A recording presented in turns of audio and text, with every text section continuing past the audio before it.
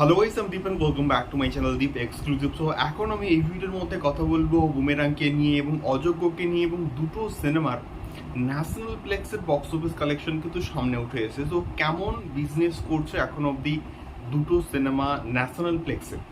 তো সত্যি বলতে দুটো সিনেমাকে নিয়ে হাইপ কিন্তু মারাত্মক লেভেলের রয়েছে, এবং বিশেষ করে বুমেরাং এমন একটা ছবি, তো সেই ছবিটা ফ্যামিলি অডিয়েন্স গিয়ে কিন্তু সিনেমা হলে দেখছে এবং সেটা বক্স অফিসে না মানে ফুটে উঠছে।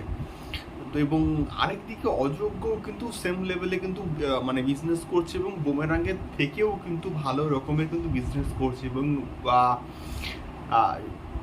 আমাদের প্রসেনজিতের যে একটা মেগা স্টারডাম রয়েছে সেটা কিন্তু আরও একবার বারবার কিন্তু প্রমাণিত। তো বিষয়টা হচ্ছে গতকাল কিন্তু প্রথম সপ্তাহের ন্যাশনাল প্লেক্সের কালেকশনস কিন্তু সামনে এসছে। এর মধ্যে কোনো রকম সিঙ্গেল স্ক্রিন কিন্তু ইনক্লুডেড নেই। তো বুমেরাং প্রথম সপ্তাহের শেষে ন্যাশনাল প্লেক্স থেকে কিন্তু প্রায় 14 লক্ষ টাকার কিন্তু কালেকশনস করতে পেরেছে। এরা সত্যি বলতে ভালো, এবং এরা সত্যি বলতে খুবই ভালো। মানে রিসেন্ট টাইমে এত ভালো বক্স অফিস কালেকশনস কিন্তু খুবই কম সিনেমা কিন্তু করতে পেরেছে। মানে প্রথম সপ্তাহে অর্থাৎ প্রথম 3 দিনে, আমি বলছি এক্স্যাক্টলি যে শুক্র শনি রবি এই 3 দিনে কিন্তু হচ্ছে ন্যাশনাল প্লেক্স থেকে এই কালেকশনটা এসছে।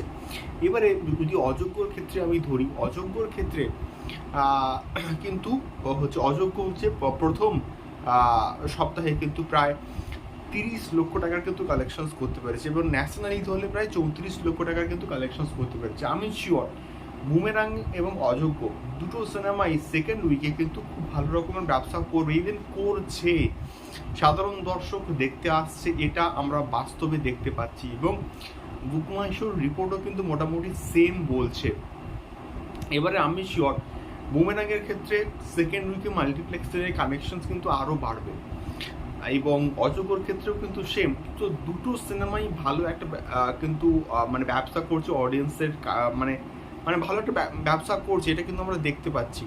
তো সব মিলিয়ে দেখা যাক ইন ফিউচারে কতদিন খেলতে পারে দুটো সিনেমা। সো এটাই ছিল ছোট্ট একটা আপডেট।